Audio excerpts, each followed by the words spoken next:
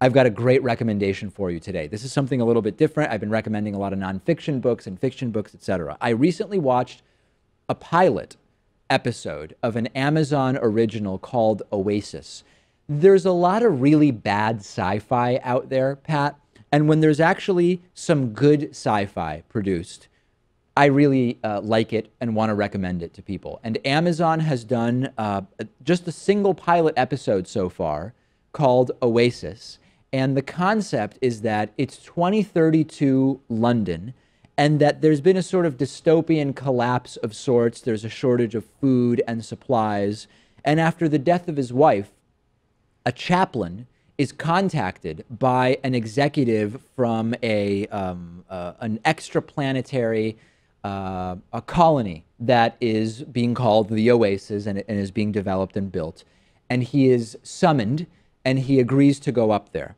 And the story of the first episode sort of follows some of what is going on up there and sort of ends, of course, on a cliffhanger, which would lend itself to probably a really great full season of shows. This is an Amazon original, so if you have Amazon Prime, I think even if you don't have Prime, you can get like the individual episode.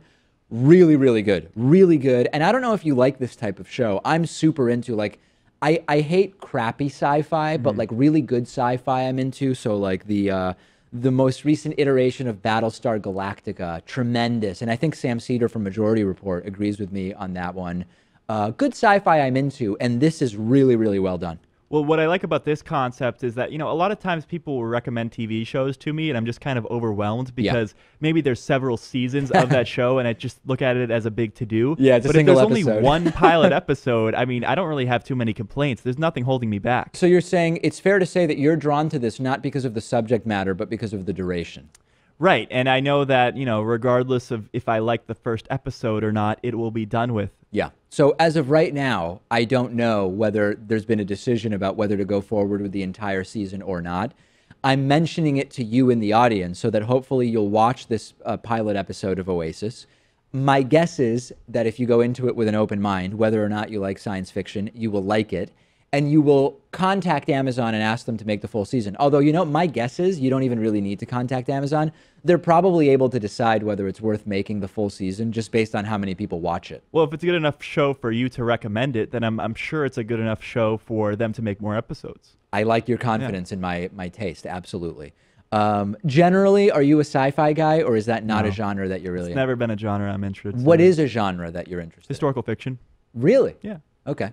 So my last week's recommendation of Alan First's book, A Hero of France, that would be sort of up your alley. I'd like to report to you that I have read and completed that book by now, but unfortunately at this point I cannot. You've put it on the list of books to consider possibly looking at buying at some future point or something like that. Right. Okay. On the bonus show today, we are going to be talking about more than 80% of Americans can't find Arab countries on a map. And it is not because they don't have maps.